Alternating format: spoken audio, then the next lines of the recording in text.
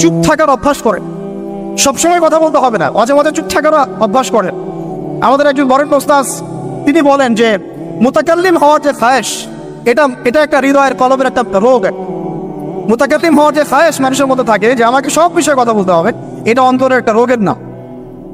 তো এটা যদি একটা ইবাদত হয় তাহলে সিরাতের সুন্নতে আসতে হবে, আমরা এগ্রিত, ঠিক আছে। এখন দ্বিতীয় কথা হচ্ছে 3 নম্বর শর্তটা আরো ডেঞ্জারাস, সেটা হচ্ছে রিজিক হালাল হতে হবে। রিজিক, এই জায়গায় সবাই একটু ফিকির করেন, দেখেন একটু আপনাদের রিজিকগুলোকে দেখেন যে কতজনের রিজিক 100% হালাল আছে। এগুলো আমাদের কিন্তু প্র্যাকটিক্যাল কথা, আমরা কিছু খালি তাত্ত্বিক কথা বলে চলে যাবো এমন না, প্র্যাকটিক্যালি ইমপ্লিমেন্টটা বেশি জরুরি এখন। আমি খুবই স্বপ্ন দেখছি, আমরা সবাই স্বপ্ন দেখছি যে আপনাদেরকে দিয়ে হবে ইনশাআল্লাহ, কারণ এই জেনারেশন করে দেখিয়েছে এবং তারা আমাদেরকে দেখিয়েছে কোন ভাষায় কথা বললে কাজ হয়। এতদিন তো আমরা বলে আসতাম তো এই ভাষার কথা বললে আপনারা আমাদেরকে অনেক ট্যাগ দিতেন, ঠিক আছে। দেখেন জালেম জুলুম করলো, মাজলুম দাঁড়ায় গেল, এই তো জালেম জুলুম করলো, মাজলুম দাঁড়ায় গেল প্রতিবাদের জন্য, প্রতিবাদের ভাষায়। আপনারা আমাকে বলেন তো, জালেমের বিরুদ্ধে মাজলুম যখন দাঁড়িয়েছে তারা কি খালি হাতে দাঁড়িয়েছিল? জালেম যখন 2টা মাইট দিয়েছে, মাজলুম কি 2টা মাইট দেয় নাই? জালেমদের অনেকে যখন মাজলুমদের অনেককে শহীদ করেছে, তো জালেমদের দলেও কি কিছু মানুষ মারা যায় নাই? তো এটা কি একটা কনফ্লিক্ট হয়নি রাস্তাঘাটে? তো গণতান্ত্রিক প্রক্রিয়া এই কনফ্লিক্টটাকে আপনি জায়েজ করে নিলেন, তো গণতান্ত্রিক প্রক্রিয়া এই কনফ্লিক্টটাকে আপনি জায়েজ করে নিলেন তো, মাশাআল্লাহ। নেহাত সব তো বলি আপনি আমার দিকে তেড়ে আসেন, বিষয়টাই না সেম বিষয়, একই বিষয়। আপনি জালেমের এগেইনস্টে দাঁড়াইছেন, মাজলুম জুলুমের শিকার হতে হতে হতে আমাদের ভাই আবু সাইদ জীবন দিল, মুগ্ধরা জীবন দিল, সবার একটা সিম্পেথি তৈরি হলো। এখানে আম জনতা, রিক্সা চালক, শ্রমিক, মানে ওলামায়ে কেরাম, কে বাকি ছিল? সবাই তাদের পক্ষে ছিল, তাই না? কেউ লিখেছে, কেউ বলেছে, কেউ মাঠে ছিল, তারা ছিল মাজলুম। দেয়ালে পিঠ থেকে গেছে, তখন তারা কিন্তু হাতে কিছু না কিছু তো উঠিয়েছিল, নাকি উঠায় নাই? উঠিয়ে তারা একটা প্রতিবাদের ভাষা আমাদেরকে দেখিয়েছে, এইভাবে প্রতিবাদ করতে হয়। ওই প্রতিবাদটা পরে আপনারা কি এখন বলবেন যে ছাত্র জনতার মধ্যে কেউ জুলুম করেছে, ছাত্র জনতা জঙ্গি, ছাত্র জনতা সন্ত্রাসী, এই সম্বন্ধে একটা সন্ত্রাসী ছিল, ওরা জঙ্গি ছিল, হ্যাঁ ওরা উগ্রবাদী ছিল? কেন বলছেন না এখন আপনারা এই কথাগুলো? আমার প্রশ্ন হচ্ছে এখন এই কথাগুলো আপনারা কেন বলছেন না? কারণ আপনারা বুঝতে পারছেন তারা ন্যায্য কাজটাই করেছে। যখন জালেম জুলুম করতে করতে করতে মাজলুমকে একদম দেয়ালে পিঠ ঠেকিয়ে দেয়, তখন মানুষকে হামাস হতে হয়, তখনই বিভিন্ন জিহাদি সংগঠনের অস্তিত্ব আসে, তখনই কিন্তু খোরাসান স্বাধীন হয়। তো এখন আমরা বাংলাদেশেও বুঝতে পারছি যে হ্যাঁ, তখনই কিন্তু ছাত্র ভাইরা হাতে প্রতিবাদের ভাষা উঠিয়ে নিয়েছিল। তো এটাকে গণতান্ত্রিক প্রক্রিয়া আপনারা জায়েজ করছেন, ঠিক আছে, এটা কোনো সমস্যা না, এটা ভালো, ওরা প্রতিবাদ করেছে, ওদেরকে আমরা কিন্তু খারাপ বলতে পারি না, কেউ বলছে খারাপ? এই একই স্লোগান যদি সিরাতের সুন্নতে আমরা বলি যে দাওয়াতের সাথে জিহাদ থাকবে, তখন তো তেরে আসবেন আমাদের দেখে, আসবেন না? আসবে। আপনারা লিখে নেন আমার কথাগুলো, এই একই জিনিসটাই, এই প্রতিবাদের এই ভাষাটাই যখন আপনি দাওয়াতের সাথে জিহাদ শব্দ ইউজ করবেন, আপনার দিকে তেরে আসবেই। আপনারা কি মনে করছেন যে তারা আমাদের প্রতিবেশীর চাইতে আমাদের বন্ধু হয়ে যাবে? কখনো কশিন গেল না, এটা জেগে জেগে স্বপ্ন দেখছে তারা। তো আল্লাহ পাক তাদেরকে সহিহ নামাজ দান করে নেন। সবসময় আমরা সবকিছু করবো না, আমরা তো পরিবেশ পরিস্থিতি বুঝে ইনিশিয়েটিভ নিব, তাই না? কিন্তু সিরাতের কোনো অংশকে আপনি বাদ দিতে পারেন না, তো একটা অংশকে বাদ দিয়ে দিবেন, একটা অংশকে নিবেন, দিনের কিছু অংশকে রাখবেন, কিছু রাখবেন না, এটা তো ইসলাম কর। যখন যেটা ইমপ্লিমেন্ট করার অবস্থা সৃষ্টি হবে তখন সেটা করতে হবে, এটাই তো ইসলাম। আর আমরা দেখলাম যে কোন ভাষায় কথা বললে দাবি আদায় করা যায়। আর একটা ভাষা আছে বাংলাদেশে দাবি আদায় করার, কিছু হইলে শাহবাগে চলে যাওয়ার। তো মাঝে মাঝে আমরাও বাসায় একটু মশকরা করি যে তোমার কিছু লাগবে, কেন কিছু লাগলে চলো শাহবাগে যাই, দাঁড়ালেই আমাদেরকে ইয়া দিবে আর কি, মানুষ বাহবা দিবে, আমার দিকে জনসমর্থন তৈরি হবে। সাথে এই ব্যাপারটা আমার ক্লিয়ার যে এটা একটা ইবাদত, এটাকে করতে হবে সিরাতের সুন্নতে, তাই তো? আর সিরাতের সুন্নতে করতে গেলে আপনাদেরকে সিরাত পড়তে হবে কিনা ভাই? আমাকে বলেন যে সিরাতের 40 থেকে 50টা কিতাব আছে এখন, যদি আপনারা করে দেখেন। আলহামদুলিল্লাহ আমার বাসায় মোটামুটি সবগুলোই আছে, এবং সিরাতের একজন গভীর ছাত্র। সিরাতের 10টা কিতাব কারা পড়েছে? আপনি কমপক্ষে 10টা, আচ্ছা 10টা বেশি বলে ফেলছি, 5টা সিরাতের বই কারা পেয়েছে? মাশাআল্লাহ। একটা পড়েছেন কারা, একটা অন্তত একটা কিতাবের নাম বলছি, খুব পাতলা একটা কিতাব, সিরাতে খতামুল আম্বিয়া, কয়জন পড়েছে? আর রাহিকুল মাকতুম কয়জন পড়েছেন? নবী রহমত কয়জন পড়েছেন? এরকম অনেক কিতাব আছে। সিরাতের বই না পড়লে ভাই তরিকা বোঝা যাবে না। তরিকা সবসময় আপনাকে সবকিছু ধরায় দিতে হবে কেন? আপনি নিজেই বুঝে নেন কোনটা তরিকা, তখন আমি বললে আপনি বুঝে ফেলবেন পথে কি। এখন আমি খুব সংক্ষেপে আপনাদেরকে বলছি যে দেখেন তরিকাটা কেমন ছিল। নবী সাল্লাল্লাহু আলাইহি ওয়াসাল্লাম, একটু মনোযোগ দেই ভাই, এটা আমার আলোচনার শেষ পার্ট, ঠিক আছে? নবী সাল্লাল্লাহু আলাইহি ওয়াসাল্লাম এমন একটা যুগে ছিলেন যে যুগটা ঠিক আমাদের মতোই, একেবারে হুবাহু না হলেও 19-20। যেমন উনি এমন একটা যুগে জন্ম নিয়েছিলেন যে যুগটার মধ্যে 5টা মৌলিক সমস্যা ছিল। কয়টা? এবং ওই যুগটাকে আপনারা আইয়ামে জাহিলিয়াত বলে গালি দেন, তাই তো? এবং সেকুলার রামরাও বলেন আইয়ামে জাহিলিয়াত। কেন বলি আমরা? কারণ ওই সমাজে শিরক ছিল। কি ছিল? এবার আপনি আপনাকে বলেন এই সমাজের মধ্যে শিরক আছে কিনা? তাহলে আমরা এখনো জাহিলিয়াতের এই মরণ খাবার মধ্যেই কিন্তু আছি। 3 নম্বর ছিল মাদক। বলেন, আপনারাই বলেন, এই মাদক থেকে কি আমরা বেরোতে পেরেছি কিনা? আমরা তো অনেককে দেখি ইফতার করেও সিগারেট টান দেয়। তো আরো বড়, এখন এই অঞ্চলগুলোতে আপনারা তো জানেন ভালো করে আমার চেয়ে মাদকের কি সয়লা। হ্যাঁ, অনেক বড় বড় কোটিপতি শিল্পপতি হয়েছে ইয়াবার ব্যবসা করে। আবার জায়গা তো দেখ, আবার এদিকে হজ করে, উমরাও করে। তো সুদ দেখেন, সুদ, ঘুষ, দুর্নীতি ছাড়া কোন সেক্টরটা টিকে ছিল? ঘুষ ছাড়া কোথায় চাকরি হয়েছে? সুদ ছাড়া কোন ব্যাংকিং সিস্টেম চলে? তাহলে সেই হারাম অর্থনীতি থেকে আমরা তো বের হইতে পারি না। আমি জাহিলিয়াতের মধ্যে আছি এবং মাদকের মানে ভয় খাবার মধ্যে আছে। ইয়াং জেনারেশনের বেসিক সমস্যাই মাদক এখন। কারণ তারা একটা সময় পর্যন্ত অনইসলামিক লাইফ লিড করে, গার্লফ্রেন্ড অ্যাফেয়ার্স, এইটা ওইটা, গান বাজনা করতে করতে হতাশ, শেষমেশ মাদক। ওখানে গিয়ে লক্ষ লক্ষ ছেলে বাংলাদেশে মাদকাসক্ত হয়ে আত্মহত্যা করেছে। হয়তো লক্ষ লক্ষ না হবে, পরিসংখ্যানটা কাছাকাছি হোক। তো এই সমস্যাটা থেকে আমরা কিন্তু বের হতে পারি নাই। আরেকটা ছিল জাহিলিয়াতের সমস্যা, নারী জাতির অবমাননা। এটা থেকে কি বের হতে পারছে জাতি? বলেন, নারী জাতির অপেক্ষা। আমাদের একটু আগে এক বোনের কথা আসলো, তাহলে আমাদের বোনটা কি এখনো সেফ? একটা প্রসঙ্গ শব্দ উঠে আসছে না, গুম।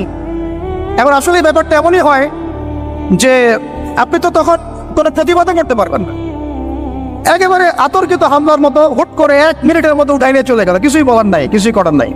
সাথে সাথে হ্যান্ডকাফ, চোখ বেঁধে ফেলা এবং জোরে জোরে গান ছেড়ে দেয়, যাতে আপনার মাইন্ডটা ফ্রেশ থাকে, নাউযুবিল্লাহ, মানে আপনি যেন রিল্যাক্স ফিল করেন, ভয় না পান। তো এই যে একটা ভীতিকর অবস্থা, যখন তখন জায়গা থেকে উঠাই নিয়ে যাচ্ছে, এখান থেকে তো মেয়েরাও রেহাই পেল না। তখন তাহলে সত্যি কি আমরা আমাদের দিনী বোনদেরকে সিকিউর করতে পেরেছি? ইভেন আমরা তো ভাইদেরকেও সিকিউর করতে পারি নাই। যেমন উস্তাদ করা হবে বললেন, এরপর থেকে এরকম করতে আসলে হাত ভেঙে দেওয়া হবে। এরপর থেকে এরকম গোপন অভিযান চালাতে আসলে প্রতিবাদ করা হবে চাও। কারণ যদি একজন মানুষ অপরাধ করেই থাকে, আপনি সরাসরি মামলা দায়ের করে তার বিরুদ্ধে ব্যবস্থা নেন। এভাবে হুটহাট করে রাতের অন্ধকারে উঠাই নিয়ে চলে যাবেন, কোথায় রাখবেন কেউ জানবে না। কি খাবে না খাবে তার ঠিক ঠিকানা নাই, লাশ ধোয়া চোখের মধ্যে শুয়ে থাকবে। একটা কোরআন চাইলে কোরআনও দিবেন না পড়তে, একটা কোরআন যদি চাওয়া হয় কোরআনও দিবেন না পড়তে। যখন তখন রিমান্ডে নিয়ে যাবেন। নির্যাতন তো বাদ দিলাম, কারণ আমরা বলতে চাই না, এই কারণে আমরা অনেক ভাইদের কুরবানির যে ইতিহাস শুনেছি, গল্প কারগুজারি শুনেছি, তার বিপরীতে এই বিষয়গুলো নিয়ে আমার ব্যক্তিগতভাবে কথা বলতে লজ্জা লাগে। তাদের এত বড় বড় কুরবানি আছে যে আমরা এগুলো নিয়ে কথা বলতে লজ্জা পাই। ঠিক আছে, তো এতটুকু শুধু ইঙ্গিত দেবো যে এগুলোর পিছনে যতটা না রাম বাপ আর নাস্তিক মুরতাদেরও দায়ী, তার চেয়ে বেশি দায়ী ছিল এক শ্রেণীর দাড়ি টুপিওয়ালা মানুষ। এতটুকু বললাম, আর কিছু বলতে চাই না। কারণ আমরা চাই কিছু আজাদ পরকালের জন্য থাক। এক কথা হচ্ছে, আমরা কিন্তু আমাদের ভাই বোনদেরকে সিকিউর করতে পারছি না। আমাদের ভাইরা এখনো ওই মাদক আর নারী জাতির অবমাননার মধ্যেই থেকে গেছেন। আর এখন বেহায়াপনা, এই আপনার জেনা, ব্যভিচার, পর্নোগ্রাফি, মেয়েদেরকে অনেকে বলেন জীবন্ত তো এখন দাফন করা হয় না। আমি বলি মেয়েদেরকে এখনো গর্ভে মেরে ফেলা হয়। মেয়েদের প্রতি এখনো সমাজ সেইভাবে সাম্য প্রদর্শন করছে না। অনেক আমাদের মতো মানুষ অনেকে মেয়ে সন্তান হলে মুখটা কালো করে ফেলছে। এগুলো তো ইসলামের শিক্ষা না। তো মেয়েদেরকে অবমাননার জায়গা থেকে বের করতে হবে। তাদের যে শান্তি আর কামিয়াবি, এটা এই সকল পশ্চিমা সভ্যতার এই দর্শনগুলোর মধ্যে নাই। তাদের শান্তি কামিয়াবি আছে শুধুমাত্র কোরআন এবং হাদিসের মধ্যে। এই মেসেজটা আমাদের বোনদেরকে পৌঁছাতে হবে এবং আমাদের বোনটা কিন্তু অনেক ইমানদার, অনেক শক্ত, যারা ইসলামের পথে ফিরে আসে না, আমরা কিছুটা দেখেছি দূর থেকে, তারা মাশাআল্লাহ অনেক শক্ত মুমিনা হয়, তার ধার কাছে হয়তো আমরা যেতে পারি না, জানেন। এইরকম আমি রিকোয়েস্ট করি আপনাদেরকে যে আপনারা তো বিয়ে শাদী করবেন, শুধু দিনদারিতাকে প্রাধান্য দিয়ে বিয়ে করেন নাই, অন্য বিষয়গুলো টেম্পোরারি, আপেক্ষিক, একে হাস দিলে দোয়া করলাম, ঠিক আছে। দিনী বোনদেরকে দিনদারিতার ভিত্তিতে আপনারা আপনাদের সহধর্মিনী বানান, অন্য কোনো বিষয় দেখতে যায় না। হ্যাঁ, থাকলে তো আলহামদুলিল্লাহ ভালো, কিন্তু এটা সবচেয়ে বেশি জরুরি বিষয় না। সবচেয়ে বেশি জরুরি বিষয় দিনদারিতা, পরহেজগারিতা, ঈমান। আল্লাহ পাক আপনাদেরকে সেই রকম মুমিনা নারী আপনাদের তাকদির আল্লাহ পাক নসিব করে নেয়। এরকম মুমিনা নারী পাইলে দেখবেন যে একাই সারা দেশ কাঁপায় ফেলবে। চাও ইতিহাস আছে, এগুলোর আছে তো নাকি? একটু প্রশংসা করলাম, যদি লাইভে দেখে বাসায় গিয়ে ভালো খাওয়া দাওয়া দিবে। মাঝে মাঝে তো না খেয়ে বেরোইতে হয়, ঠিক আছে। বড় মুশকিল ভাই, এখন আপনারা ঢুকে নাকি এই লাইফে, তারপরে বুঝবেন ইনশাআল্লাহ, ঠিক আছে। আল্লাহ পাক আপনাদের সবার যেন একটা সালামতির জিন্দেগি দান করে। কিন্তু নারীর অবমাননার ওই জাহিলিয়াত থেকে কিন্তু আমরা বের হইতে পারি না। আর একটা হচ্ছে, এটা আরো মারাত্মক, গোত্রীয় হানাহানি ছিল প্রকট আইয়ামে জাহিলিয়াত, ছিল না? গোত্রীয় হানাহানি একদম প্রকট আকারে ধারণ করা ছিল আইয়ামে জাহিলিয়াতে। আমাকে বলেন, এইটা এখনকার বিশ্বে বা দেশে কি বাদ হয়েছে কিনা? এখন এটা পলিটিক্যাল হানাহানিতে রূপ নেয় নাই, বৈশ্বিক হানাহানিতে রূপ নিছে না? তাহলে ওই যুগে, যে যুগে নবী সাল্লাল্লাহু আলাইহি ওয়াসাল্লামকে আল্লাহ পাক পাঠিয়েছেন, সেই যুগে যে জাহিলিয়াতগুলো ছিল, এখন গ্লোবাল পার্সপেক্টিভে এই জাহিলিয়াতগুলো এখনো আছে, বরং তার চেয়ে আরো বড় মাত্রায় আছে। তখন সুদ ছিল একটা নির্দিষ্ট জায়গায়, এখন ওয়ার্ল্ড ওয়াইড। তখন আপনার জেনা ছিল একটা নির্দিষ্ট জায়গায়, নির্দিষ্ট পরিসরে, এখন পর্নোগ্রাফি দিয়ে একেবারে ফোনে ফোনে। এই ফোনের ওজন কম, কিন্তু কিয়ামতের মাঠে এর ওজন বোঝানো খুব কঠিন হবে।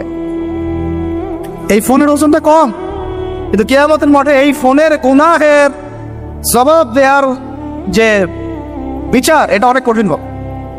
আল্লাহ পাক আমাদেরকে তাকওয়া অবলম্বন করার তৌফিক দান করে। বিনা প্রয়োজনে ইউজ করবেন, আপনার যতটুকু প্রয়োজন এতটুকু। এখন এই জাহেলিয়াতের সমাজে আল্লাহ পাক এমন একজন মহামানবকে পাঠালেন, একটু কনসেন্ট্রেট করেন, এমন একজন মহামানবকে আল্লাহ পাক এই জাহেলিয়াতের সমাজে পাঠালেন, আইয়ামে জাহেলিয়াতে, মানে আবু জেহেলের যুগে, যিনি মাত্র 23 বছরের ব্যবধানে, কত বছর? মাত্র 23টা বছর দিন রাত অক্লান্ত পরিশ্রম করে ওই জাহেলিয়াতে পূর্ণ সমাজটাকে একেবারে পুরা ইউটার্ন করে একটা আলোকিত সমাজে প্রতিষ্ঠা করে দিয়ে চলে গেলেন। সুবহানাল্লাহ, কত বছর? তিনি কি প্রথমে একা ছিলেন না দুইজন ছিলেন বলেন? আল্লাহ আছেন তার সাথে, ওহী আসছে, এবং তিনি কিন্তু একা, একজন দিয়ে দাওয়াত শুরু করেছেন। তিনি মানে হেরা গুহায় কি করতেন? নবী সাল্লাল্লাহু আলাইহি ওয়াসাল্লাম হেরা গুহায় চিন্তা করতেন কিভাবে এই জাহিলিয়াতে পূর্ণ সমাজটাকে পরিবর্তন করা যায়। আল্লাহকে ডাকতেন, আল্লাহ পথ দেখাও। তিনি তো নবী, আগে থেকেই নবী। তখন আল্লাহ রাব্বুল আলামিন তার কাছে ওহী করলেন। প্রথম ওহীটাই কি আপনারা বলেন? সূরা আলাকের প্রথম 5টা আয়াত, তাই না? এখানে প্রথম শব্দটা কি? পড়ুন। এই যে পড়তে বলা হয়েছে, আপনাদেরকে পড়তে হবে। ফ্যান্টাসি দিয়ে, গরম গরম বক্তব্য দিয়ে, শুধুমাত্র স্লোগান দিয়ে কিন্তু দিন কায়েম হবে না ভাই। আমি আবার বলছি, গভীর এলেম অর্জন করতে হবে। চল, প্রথম কথা ইকরা, আপনি পড়ুন। এখানে ইকরা বলার কারণ কি? তখন তো শিরক ছিল। আল্লাহ পাক বলতে পারতেন তুমি শিরক করো না, মূর্তি পূজা করো না, হ্যাঁ, সমাজে নারী মেয়েদেরকে জীবন্ত কবর দেওয়া হচ্ছে, বন্ধ করতে বলো। কোনো কথা আল্লাহ পাক আগে বলেন, বলেছেন ইকরা বিসমি রাব্বিকাল্লাযী খালাক, পড়ুন আপনার সেই রবের নামে যিনি আপনাকে সৃষ্টি করেছে। তার মানে যে জ্ঞান আপনাকে আল্লাহর দিকে নিয়ে যায় সেটাই জ্ঞান, আর যেটা আল্লাহ থেকে দূরে সরায় সেটা কি? তাহলে জাহেলিয়াত। এখনকার শিক্ষা ব্যবস্থাকে আল্লাহর দিকে নিয়ে যাচ্ছে আমাদেরকে, তাহলে এটা কি হচ্ছে? তাহলে জ্ঞান না জাহেলিয়াত? সহজ কথা, সিরাতের আলোকে, খালাকানি হুসাইন বিন আলাক, যিনি মানুষকে আলাক দিয়ে সৃষ্টি করেছেন। ইকরা ওয়া রাব্বিকাল আকরাম আল্লাযী আল্লামা বিল কলম। দেখেন আমাদেরকে আল্লাহ পাক জ্ঞান শিক্ষা দিয়েছেন কলম দিয়ে। ওয়া আল্লামা আদম আসমা কুল্লাহা, আল্লাহ পাক আদম আলাইহিস সালামকে সমস্ত নাম শিক্ষা দিয়েছেন। আমরা সৃষ্টিগতভাবে জ্ঞানী ছিলাম না, আল্লাহ আমাদেরকে জ্ঞান দান করেছেন, সুবহান। এবং সেই জ্ঞানের বদৌলতেই আমাদের পিতাকে আল্লাহ পাক সিজদা করিয়েছেন আপনার ফেরেশতাদেরকে দিয়ে, সুবহানাল্লাহ। আমরা তার সন্তান। আমাদের আব্বাজানকে, মানে আদম আলাইহিস সালামকে আল্লাহ পাক বলেছেন খলিফা।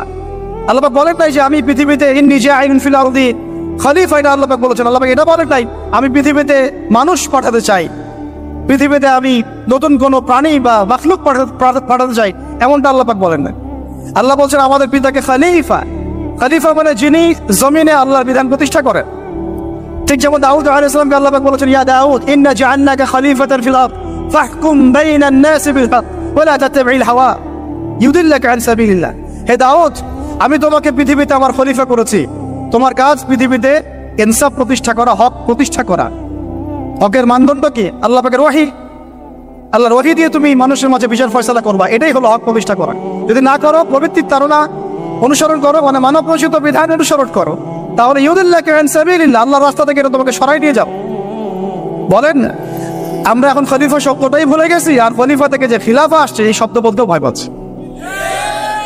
বাংলাদেশের ইয়াং জেনারেশন এখন যারা মানে ইসলাম প্র্যাকটিস করছে, তাদের অনেকেও নামাজ, রোজা, হজ, জাকাত এই শব্দগুলোকে যেভাবে রিসিভ করেন, শরিয়া, ইমারা, খিলাফা রিসিভ করতে পারেন। কারণ এর ব্যর্থতার দায় আমাকে নিজের উপর নিতে হবে। কারণ আমি হয়তো বিগত 5 বছরে তাকে এই শব্দগুলো শোনাতে পারি নাই। বিগত 5 বছরের সব লেকচারগুলো ঘটেন আপনারা, সব ওয়াজ মাহফিলের দেখেন কয়টা লেকচারে, কয়টা ওয়াজে এই কথাগুলো, সামগ্রিক দাওয়ার কথাগুলো আছে। তাহলে মানুষ জানবে কি হবে? তো নবী সাল্লাল্লাহু আলাইহি ওয়াসাল্লামের কাছে প্রথম ওহী আসছে পড়াশোনা কেন্দ্রিক। ভাই, আমাদেরকে পড়াশোনা করতে হবে। আর এই পড়াশোনার জন্য এই মেলা, বই, যে আয়োজনগুলো হচ্ছে, এগুলো কিন্তু আমাদের পড়াশোনার জন্যে। আসলাম, বই কিনলাম, চলে গেলাম, এটা না। আপনাকে একটা সিলেবাস মেনটেন করে পড়তে হবে, একটা সিলেবাস মেনটেন করে পড়াশোনা করতে হবে, তাও একা একা না, ওস্তাদের সহবতে। এটা অনেক ইম্পর্টেন্ট পয়েন্ট। মাথার উপরে মুরব্বী রাখা, বড় বড় ওলামায়ে কেরাম রাখা, নিজেকে মুরব্বী না ভাবা। বহু তুল্লাব এবং বহু আলেম পর্যন্ত নিজেকে শুধু মুরব্বী ভাবার কারণে আর তাদের মাথার উপর থেকে মুরব্বীকে সরিয়ে দেওয়ার কারণে মুহূর্তের মধ্যেই বদভুষ্ট হয়ে গেছে। এই কলমের পোশাকের পবিত্রতা কয়জন আছে বুকে হাত দিয়ে কে বলতে পারে? কার কলমে জিনার অপবিত্রতা নাই? কার কলমে এই হিংসার অপবিত্রতা নাই? গীবতের অপবিত্রতা নাই? তহমতের অপবিত্রতা নাই? মানুষের সম্মান হানির অপবিত্রতা নাই? ইভেন আমরা যারা অনেক সময় দিনের রিপ্রেজেন্টেটিভ হয়ে আছি, তাদেরও কলম দূষিত হয়ে আছে অনেক সময়। থাকা স্বাভাবিক, কারণ আমরা তো ওই বরেণ্য ওলামায়ে কেরামদের সহবতে কম যাচ্ছি। নিজেকে মুফতি মনে করছি, আমি নিজেকে মানে আমির মনে করা শুরু করছি, তখন তো সমস্যা। তো আরেকটা কথা এখানে আছে যে ওয়ার রুজা ফাহজুর, যত অনর্থক কথা আর কাজ আছে এটাকে আপনি এড়িয়ে চল। বলেন তো, এটা আমরা আমল করতে পারছি? অনর্থক কথার কাজ আমরা এড়িয়ে চলতে পারি? আমরা সবাই, অলমোস্ট এভরিবডি, আমাদের জীবনের বেশিরভাগ সময় নষ্ট করতেছি অনর্থক কথার কাজ। ওই সময়টুকু পড়লেও কাজ হতো, তেলাওয়াত করলে কাজ হতো, ওস্তাদের বয়ান শুনলে কাজ হতো, ইত্যাদি। এখন এই ওহীগুলো আসার পরে আমাদের নবী সাল্লাল্লাহু আলাইহি ওয়াসাল্লাম আর বসে থাকলেন না দাঁড়িয়ে গেলেন? এই যে তিনি দাঁড়িয়ে গেলেন, একদম 23 বছর মানে অনবরত দিন রাত, এটাকে আপনি 2 ভাগে ভাগ করে ফেলতে পারেন, একটা মাক্কি যুগ, একটা মাদানী। মাক্কি যুগ কত বছর ছিল? 13 বছর। মাদানী অ্যাপ্রক্সিমেটলি 10 বছর। এই মাক্কি যুগটাকে আপনি আবার 2-3টা ভাগে ভাগ করতে পারেন। একটা ভাগ হচ্ছে প্রথম 3 বছর নবী সাল্লাল্লাহু আলাইহি ওয়াসাল্লাম গোপনে গোপনে দাওয়াত দিয়েছেন। কত বছর? আমাদের সমাজে কিন্তু ওই প্রেক্ষাপটটা এখন আর নাই, কারণ দাওয়াতটা প্রচার হয়ে গেছে মাশাআল্লাহ। প্রথম 3 বছর তিনি কিন্তু ইন্ডিভিজুয়ালি দাওয়াত দিয়েছেন। আবু বকর সিদ্দিক দাওয়াত কবুল করেছেন, খাদিজা রাদিয়াল্লাহু আনহা, আলী ইবনে আবি তালিব, যায়েদ ইবনে হারেসা, আব্দুল্লাহ বিন মাসউদ, তারপর বেলাল ইবনে রাবাহ, তারপরে বলেন উসমান বিন আফফান, তালহা রাদিয়াল্লাহু আনহু, জুবাইর বিন আওয়াম। এই যে বরেণ্য সাহাবায়ে কেরাম যারা বদর, উহুদ, খন্দক কাঁপিয়ে দিয়েছেন, পরে তারা ইসলাম কবুল করেছেন কখন? এই প্রথম 3-4 বছর। তাহলে আমাদেরকে কিন্তু মানুষ তৈরি করতে হবে, সিরাতের শিক্ষা কি? মানুষ তৈরি করতে হবে। এবং এই দাওয়াতটা কি মুসলিম সমাজে হচ্ছিল না অমুসলিম সমাজে হচ্ছিল? বলেন। তাহলে আমরা কিন্তু ইসলামের কথা বলছি, অমুসলিম সমাজে আমরা দাওয়াত দিচ্ছি কতটুকু, এটা ভাবতে হবে না? অমুসলিম থেকে কি আমরা ঠিক মতো দাওয়াত দিচ্ছি? এই যে আপনাদের পার্বত্য অঞ্চলে পুরো জায়গাটা কিন্তু অমুসলিম অধ্যুষিত, আমাদেরকে ওদেরকে দাওয়াত দিতে হবে, ওদেরকে দাওয়াত দিতে হবে। কে জানে তাদের মধ্য থেকে আনসারী সাহাবী বের হতে পারে, কে জানে তাদের মধ্য থেকে উমর ইবনে খাত্তাব বের হতে পারে, আমার যারা যা খেদমত হচ্ছে না তার দ্বারা সেটা হতে পারে। তাই দাওয়াতটা সাম্প্রদায়িক করবো না, দাওয়াতটা আমরা সবার মাঝখানে ছড়াবো ইনশাআল্লাহ। এটা কিন্তু সিরাতের শিক্ষা। তার মানে মুসলিম অমুসলিম সবাইকে দাওয়াত দিব ইনশাআল্লাহ। আল্লাহ পাক তৌফিক দান করেন, যোগ্যতা দান করেন। আমি এই দাওয়াত চলতে লাগলো প্রথম 3 বছর। 4র্থ বছর থেকে প্রকাশ্যে দাওয়াত শুরু হলো, যখন ওমর, হামজা এরকম কিছু সাহাবী আস্তে আস্তে ইসলাম কবুল করতে লাগবে। মানে তখন মিছিল শুরু হচ্ছে, মিছিল। ওমর রাদিয়াল্লাহু আনহুর কথা একদম মানে স্পষ্ট যে ইয়া রাসূলুল্লাহ সাল্লাল্লাহু আলাইহি ওয়াসাল্লাম, আলাসনা আলাল হক, আমরা কি হকের উপরে নাই? আলাইসু আলাল বাতিল, তারা কি বাতিলের উপরে নাই? তাহলে আমরা কেন এখন ঘরের ভিতরে নামাজ পড়বো? চলেন আমরা কাবা ঘরে গিয়ে নামাজ পড়বো। ব্যাস মিছিল করতে করতে কাবা ঘরে যাওয়া হবো, নামাজ পড়া হবে। সুবহানাল্লাহ। ওই উপর থেকে আপনারা হজমরা যারা করেছেন হয়তো দেখছেন আবু জেহেলের বাড়ি বলে একটা জায়গায় কি আর কি, তাই না? ওই টয়লেট বানানোটা আসলে কতটুকু সহি আমি জানি না।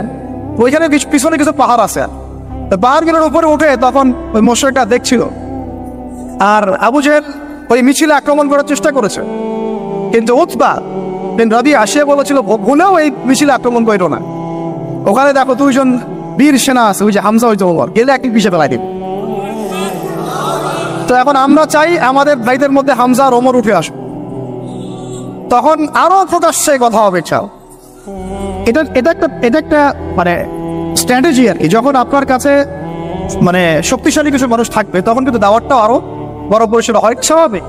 এই জন্য আমরা আমাদের সরকার হোক, প্রশাসন হোক, আমাদের অমুসলিম ভাইরা হোক, ইভেন আপনারা যারা আছেন আমাদের দিনী ভাইরা, সবাইকে আমভাবে দাওয়াত দেবো যে আপনারা ওমর আর হামজা হয়ে যাও, ইসলামের দিকে আসেন, ওমর আর হামজা হয়ে যান ইনশাআল্লাহ। আপনারা আমাদেরকে প্রোটেক্ট করবেন। দেখেন আল্লাহ নবী সাল্লাল্লাহু আলাইহি ওয়াসাল্লামকে আমি প্রোটেক্টের কথা বলছি বাহ্যিক অর্থে, প্রোটেকশন তো আল্লাহ পাক দেন। মানে তারা কারা ডান হাত বাম হাত হয়েছিল, কারা ঢাল হয়েছিল, সাহাবীরা না? সেই সাহাবী হতে হবে আপনাদের। আমাদের ওস্তাদ বলেন, অনেক ওস্তাদ অনেক কথা বলছে, অনেক কাজ করছেন, আর আমাকে বলেন তাদের অবর্তমানে তাদের জায়গা দখল আপনি করতে পারবেন কিনা, ওই যোগ্যতাটাকে আমরা অর্জন করছি কিনা, এটা আমাদেরকে ভাবতে হবে। আমাদেরকে অনেক ক্রিয়েটিভ চিন্তা করতে হবে যে আমাদের ওস্তাদরা যে কাজগুলো করছেন তাদের অবর্তমানে আমরা সেই লেগেসি বজায় রাখতে পারবো কি পারবো না, আদৌ সেই জেনারেশন তৈরি হচ্ছে কিনা, গ্যাপ হয়ে যাচ্ছে কিনা আবার কোনো, এবং তারা যেভাবে দিনের জন্য কাজ করছেন তাদের জান মান ইজ্জত পরিবার এগুলো দেখভাল করার দায়িত্ব আমাদের আছে কি নাই বলেন? এটাই ভাই, আমি নিজের কথা বলি যে আমাদের কাছে একসময় বাজার করার টাকাও ছিল না, এমন একটা সময় গিয়েছে, এবং কাউকে আমরা বলতেও পারছিলাম না যে আমাদের টাকার দরকার। কিছু ভাই কিছু অর্থ সহায়তা করেছিলেন ওই বিপদগ্রস্ত মুহূর্তগুলোতে, তো সেটা আবার মাঝখান থেকে থার্ড পার্টি মেরে খেয়ে ফেলছে। এখন আমি একটা কথা বলি, আমরা দাওয়াতের কাজ করব, আমরা শরিয়ার প্রতিষ্ঠার চেষ্টা করব, ঠিক আছে, ওলামায়ে কেরামরা করবেন, আপনাদের ঊর্ধ্বতন নেতা যারা তারা করবেন, কিন্তু তাদের জান, তাদের মাল, তাদের পরিবার, তাদের আহাল, তাদের ভরণ পোষণ, এই বিষয়গুলো দেখার দায়িত্ব কি আমাদের নাই আদৌ? আমরা কি হামজা ওমর আবু বকর হতে পারছি কিনা, এটা আমাদেরকে মাথায় রাখতে হবে। এটা আমরা যেন হই, আল্লাহ পাক তৌফিক দান করেন। এবার এই সাহাবীদেরকে নিয়ে নবী সাল্লাল্লাহু আলাইহি ওয়াসাল্লাম দাওয়াত আরো বেগবান করলেন। এবার দাওয়াত যত বেগবান হলো, আবু জেহেল আবু লাহাবের নির্যাতন তত বাড়তে লাগলো। ঠিক তো কথা?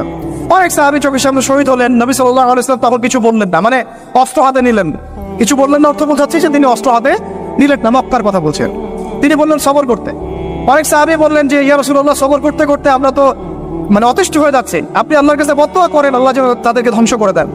নবীজি বললেন না, এক সময় আসবে যে পুরা এই হীরা নগরী, পারস্য, রোমক এগুলো সব আমরা জয় করবো, কিন্তু তোমরা কিন্তু তাড়াহুড়া করছো। সবর করলেন। আবু জাহেল সুমাইয়া রাদিয়াল্লাহু আনহাকে বর্ষা নিক্ষেপ করে হত্যা করে নাই? ইয়াসির রাদিয়াল্লাহু আনহুকে হত্যা করে নাই? এরকম অনেক বেলাল রাদিয়াল্লাহু আনহুকে তপ্ত বালুতে পিটানো হয় নাই? অনেক ঘটনা ঘটেছে। তখন কিন্তু আমরা ওই অ্যাপ্রোচ নিতে পারি নাই, বা ওই আদেশটা আমাদের আল্লাহর পক্ষ থেকে আসে নাই যে আমরা ওদের সাথে ওই ভাষায় কথা বলবো যে ভাষা ওরা কথা বলছে। তখন ভাষাটা ছিল ধৈর্যের। এখন এমনকি নবী সাল্লাল্লাহু আলাইহি ওয়াসাল্লাম বললেন তোমরা এখন আবিসিনিয়াতে চলে যাও। আবিসিনিয়াতে একজন কি আছে? একজন খ্রিস্টান শাসক আছে, যার রাজ্যে কেউ জুলুমের শিকার হয় না। সুবহানাল্লাহ। দেখেন, একজন খ্রিস্টান শাসক সম্পর্কে নবী সাল্লাল্লাহু আলাইহি ওয়াসাল্লাম মন্তব্য করলেন তার রাজ্যে কেউ জুলুমের শিকার হয় না। এখন পুরো মুসলিম বিশ্বের মুসলিম শাসকদেরকে খুঁজে পাওয়া দুষ্কর যাদের রাজ্যে কেউ জুলুমের শিকার হয় না। ওখানে মুসলিমরা গিয়ে থাকতে লাগলেন দীর্ঘ সময়। তারপরে দেখেন আমাদের নবী সাল্লাল্লাহু আলাইহি ওয়াসাল্লাম দাওয়াতের কাজ বেগবান করলেন। এবার 3 বছর বয়কটের জীবনযাপন। সিরাত পড়েছেন না আপনারা? 3 বছর বয়কট মানে কি? ওই এক প্রকার কারাগার, এটা একটা উন্মুক্ত কারাগার ছিল। শিয়ারে আবু তালেব বলে, শিয়ারে আবু তালেব মানে ওখানে না আছে খাবার না পানি, গাছের ছাল পাতা খেয়ে সাহাবীরা 3 বছর থেকেছে। সুবহানাল্লাহ, 3টা বছর। তখন দেখেন কিছু অমুসলিম মানুষ আমাদেরকে হেল্প করেছেন, যেমন আবু তালেব, তিনি কিন্তু তখন মুসলিম হন নাই, কিন্তু হেল্প করেছেন আমাদের। এত হেল্প করেছেন যেটা হয়তো আপনি কেউ করতে পারেন ইসলামকে। চাচা আবু তালেব মুসলিম না হয়ে ইসলামকে যে পরিমাণ হেল্প করেছেন, সহযোগিতা করেছেন, নিরাপত্তার চেষ্টা করেছেন, ওটা কিন্তু আমরাও করতে পারি না শেষ পর্যন্ত। তারপরেও তিনি জান্নাতে যেতে পারছেন না। সুবহানাল্লাহ। কেন? কেন বলেন? শুধুমাত্র শেষ পর্যন্ত কালিমা না পড়া। তাহলে আমরা কি একটু কৃতজ্ঞ হব না যে আল্লাহ পাক আমাদেরকে মুসলিম পরিবারে আমাদেরকে জিজ্ঞাসা না করেই জন্ম দিয়েছেন? একটু ভাবতে হবে এগুলো ভাই। আত্মসমালোচনা খুব জরুরি জিনিস। যখন এগুলো আপনার ভিতরে চলে আসবে, কাজের কথা আপনাকে বলতে হবে না, আপনি নিজেই ছুটবেন ইনশাআল্লাহ। তো দেখুন, চাচা আবু তালেবের মতো অনেক মানুষ আমাদের দরকার, এটা কিন্তু ইঙ্গিত এসেছে লেকচারের মধ্যে, এর আগে ওস্তাদ বলেছেন। তো আমাদেরকে এই ধরনের মানুষদেরকেও দাওয়াত দিতে হবে। কে জানে যে ভিতরে ভিতরে অনেক আবু তালেব অলরেডি আছে, আমাদেরকে হেল্প করতে চায়, থাকতে পারে না? দাওয়াত বেগমান করতে হবে, সর্বমহলে দাওয়াত। আল্লাহ পাক বোঝার তৌফিক দান করেন। আপনারা তো দিন কায়েম করতে চান, তাই না? কার হাতে বায়াত করেছেন? হ্যাঁ, মুরব্বী কে আপনার? প্রশ্ন আছে অনেক। জামাই মারার কথা বলছি না আমরা? এখানে অনেক চিহ্ন আছে। এখানে আমি এটা ফিকহি মাসালা যেটা যাচ্ছি না, যেটা কতটুকু জায়েজ না জায়েজ বা ফরজ ওয়াজিব সুন্নাত মুস্তাহাব, এটা না। দেখেন, আমরা দাড়ি কেউ কেটে ফেলি না, এটি হ্যাঁ। আমরা কি দস্তরখানা ছাড়া খাওয়া দাওয়া করি? কেউ করি না, কিন্তু মেসওয়াক সবাই করি। তো এখন আপনি এত এত গুরুত্বের সাথে মেসওয়াক করেন কেন? এত গুরুত্বের সাথে আপনি সুন্নাহগুলো রাখেন কেন? দস্তরখানার ব্যাপারে এত আপনি কেন গুরুত্ব দেন কেন? কারণ প্রত্যেকটা সুন্নাহ আপনি আমল করতে চান, তাই না? দেখেন, কোন সাহাবী নবী সাল্লাল্লাহু আলাইহি ওয়াসাল্লামের হাতে বায়াত ছাড়া দিন কবুলও করেন নাই, কোন সারিয়াও বায়াত ছাড়া হয় নাই, কোন জিহাদও বায়াত ছাড়া হয় নাই, এবং ঈমানও ছাড়া রাষ্ট্র হয় নাই। অনেক ব্যাপার আছে, এগুলো আপনাদেরকে আস্তে আস্তে বুঝতে হবে। আমি জানি এগুলো একটু মানে টার্ম বলে একটু কঠিন, আস্তে আস্তে আপনারা এগুলো বুঝবেন ইনশাআল্লাহ তাআলা। আল্লাহ পাক আপনাদেরকে বোঝার তৌফিক দান করুন। দেখেন, ওই বিষয়টা না থাকলে, আল্লাহকে সাক্ষী রেখে যখন সাহাবীরা নবী সাল্লাল্লাহু আলাইহি ওয়াসাল্লামের হাতে হাত রেখে বায়াত করেছেন যে আপনি মদিনায় আসেন, আমরা যেভাবে আমাদের স্ত্রী সন্তানদেরকে নিরাপত্তা দেই, আপনাকেও দিব, আপনার সাহাবীদেরকেও দিব। তারপরে নবীজি বলেছেন যে যদি তোমরা না পারো তাহলে আগেই বলে দাও, ঠিক আছে? এটা যদি না পারো আগেই বলে দাও। তারা বলেছেন যে আমরা আমাদের জান মাল দিয়ে আপনাকে এইভাবে প্রোটেকশন দিব, যেভাবে আমরা আমাদের স্ত্রী সন্তানদেরকে প্রোটেকশন দিয়ে থাকি, নিরাপত্তা দিয়ে থাকি। শুধু একটা প্রশ্ন তারা করেছিলেন যে ফামা লানা ইযা ফাআলনা যালিকা ইয়া রাসূলুল্লাহ, আমরা যদি এই কাজটা করি, আপনাকে এইভাবে আপনি হিজরত করে আসেন, সাহাবীরা হিজরত করে আসে, তাদেরকে নিরাপত্তা দেই, তাহলে আমরা কি পাবো? আমরা, নবীজি বলেছেন আল জান্নাহ, তোমরা জান্নাত পাবে। তাহলে এটার উদ্দেশ্যটাও বোঝেন। দুনিয়াবি কোনো স্বার্থ তাদের ছিল না, দুনিয়াবি কোনো স্বার্থ তাদের ছিল না। এমনকি মক্কা বিজয়ের পরেও যখন ওই যে হুনাইনের যুদ্ধ হলো, তখন কিছু গনিমত নবী সাল্লাল্লাহু আলাইহি ওয়াসাল্লাম বেশি বেশি দিচ্ছেন নতুন ইসলাম কবুলকারীদেরকে। আনসারী সাহাবীরা একটু চুপচাপ। তো নবীজি গিয়ে বলছেন, হ্যাঁ আমার আনসারী সাহাবীরা, তোমরা কি মনে কষ্ট পেয়েছো? আরে আমি তোমাদের, তোমরা আমার। তোমরা মনে কষ্ট পাচ্ছ কেন? আমি তোমাদের, তোমরা আমার। তারপরে তাদের সব কষ্ট দূর হয়ে গেল। দেখেন, তারা কিন্তু এই জান্নাতের তখনই ওই আয়াত নাযিল হয়েছে, ইন্নাল্লাহা আশতারা মিনাল মুমিনিনা আনফুসাহুম ওয়া আমওয়ালাহুম বিআন্না লাহুমুল জান্নাহ। এই যে আয়াতগুলো, তখন কিন্তু এগুলো সারা নজুল আছে। তো এখন এরপরে নবী সাল্লাল্লাহু আলাইহি ওয়াসাল্লাম চলে গেলেন মদিনায়। প্রিয় ভাইরা, এবার বুঝেন, এখন আমরা আর দুর্বল নাই। মদিনায় সব সাহাবীরা একসাথে চলে গেলেন, এক জায়গায় সবাই থাকলাম। তার মানে আমার একটা ভৌগোলিক জায়গা দরকার। কি দরকার? এটা আল্লাহ পাক আমাদেরকে বাংলার জমিন দিয়েছেন, ঠিক আছে? আমরা তো বাংলার জমিনে আছি, বাইরে চিন্তা করার সুযোগ আমাদের এখন হচ্ছে না। তো জায়গা দরকার আগে, তাই না? এবং সবাই একটা জায়গায় থাকতে হবে, তাই তো? তারপরে নবী সাল্লাল্লাহু আলাইহি ওয়াসাল্লামকে সবাই আমির মেনেছেন না? নেতা কয়জন সেখানে? তো এই জায়গায় আমাদের একটা প্রবলেম আছে। আমরা এখানে মানে সবাই মিলে একজনকে ফিক্স করতে পারছি না বা হয়ে উঠছে না। আমরা দোয়া করবো আল্লাহর কাছে, আল্লাহ পাক যেন তার মাকবুল কোনো বান্দাকে আমাদের উপরে নিয়ে আসেন, যিনি পুরো উম্মাহকে নেতৃত্ব দেবেন। তবে ইতিহাস থেকে একটা বিষয় পাওয়া যায় যে সবাই মিলে একটা জায়গায় না এসেও দিন বহু জায়গায় কায়েম হয়েছে, ঠিক আছে? ক্ষুদ্র ক্ষুদ্র অনেক তয়ফা দিয়েও দিন কায়েম হয়েছে। জরুরি না যে সবাইকে একবার একটা প্ল্যাটফর্মে নাম লেখাইতে হবে, এটাও জরুরি ব্যাপার। কিন্তু একজন নেতা দরকার। কি দরকার? একজন নেতা দরকার, অনুসারী দরকার, আমাদের একটা জায়গা দরকার, একটা ইমারও দরকার, এবং বায়াও দরকার আছে, ঠিক আছে? আল্লাহ পাক আমাদেরকে বোঝার তৌফিক দান করেন। তারপরে এবার নবী সাল্লাল্লাহু আলাইহি ওয়াসাল্লাম হলেন সেখানকার আমির, তাই না? রাষ্ট্রপ্রধান, নবী এবং সেখানকার নেতা এবং আমিরও, সবকিছুই তিনি মদিনা সরাত করলেন। ওখানে ইহুদিরা ছিল, ওদের সাথে চুক্তি হলো, ধারাগুলো পড়ে নিয়ে আজকে সিরাতের বই না কিনে কেউ বাড়িতে যাবেন না।